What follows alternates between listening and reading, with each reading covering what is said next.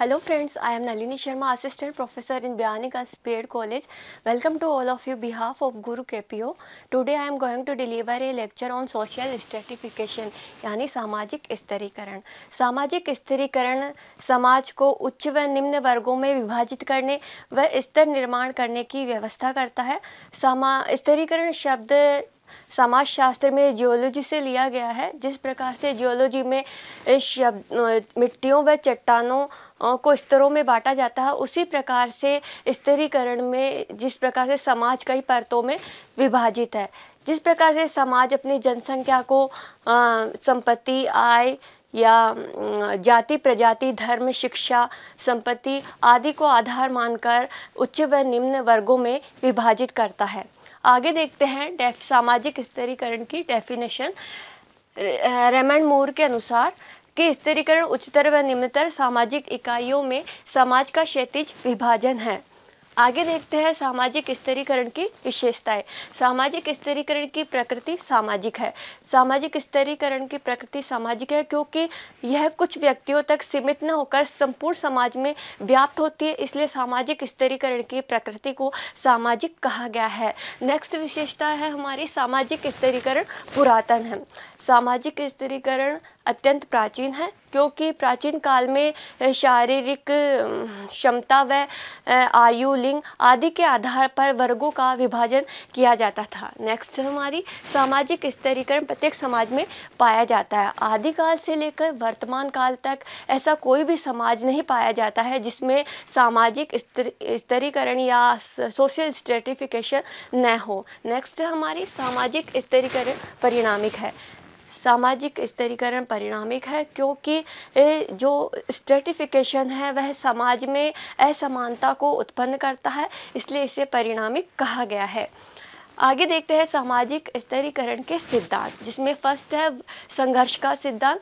संघर्ष के सिद्धांत का प्रतिपादन कार्ल मार्क्स ने किया था और सोशल स्ट्रेटिफिकेशन जिस प्रकार से समाज में संघर्ष को उत्पन्न करता है उसी को आधार मानकर उन्होंने वर्गों का विभाजन किया था। जो कार्ल मार्क्स है वो कहते हैं कि जिस प्रकार से हर युग में सामाजिक वर्ग या सामाजिक वर्ग पाए जाते हैं, जैसे स्वतंत्र, दास, सामंत, अर्धदास या फिर ये पीड़ित, अत्याचारी, इस प्रकार से हर समाज में वर्ग मौजूद रहे हैं और उनमें संघर्ष होता रहा है। कार्ल मार्क्स ने बुजुर्गा यानी पूंजीपति और सर्वहारा यानी श्रमिक वर्गों में संघर्ष बताया है और उन्होंने कहा है कि जिस प्रकार से उत्पादन के जो साधन होते हैं उन पर जब सबसे ज़्यादा जो स्वामित्व होता है वह पूंजीपति वर्ग का होता है और जो वंचित होता है वह श्रमिक या सर्वहारा वर्ग होता है। जो कार्ल मार्क्स हैं उन्होंने आर्थिक कारक के आधार पर वर्गों का विभाजन किया था। नेक्स्ट है हमारा संरचनात्मक प्रकारवादी सिद्धांत। इस सिद्धांत के प्रतिपादक किंग्सले डेविस व विल्बर्ट मूर थे। बाद में इसका समर्थन पार्सन्स ने किया।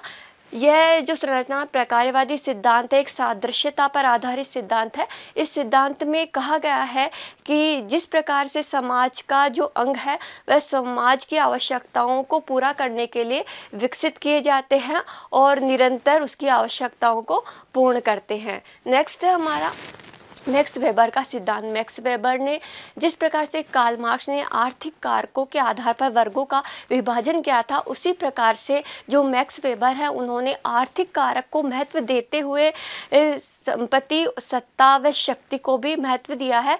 मतलब संपत्ति, सत्ता व शक्ति इनको आधार मानकर इन्होंने वर्गों का विभाजन किया है। नेक्स्ट हमारा विलासी वर्ग का सिद्धांत। विलासी वर्ग का सिद्धांत वेबलर ने दिया था।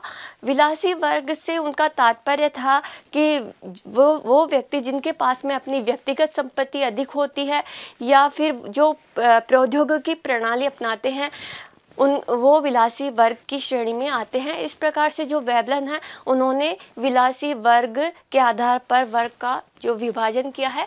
इस प्रकार से हमने देखा सामाजिक स्तरीकरण की विशेषताओं को, उसके सिद्धांतों को। अगर ये वीडियो आपको अच्छा लगे तो इसको लाइक कीजिए, शेयर कीजिए, कमेंट कीजिए और हमारे YouTube चैनल को सब्सक्राइब कीजिए। Thank you.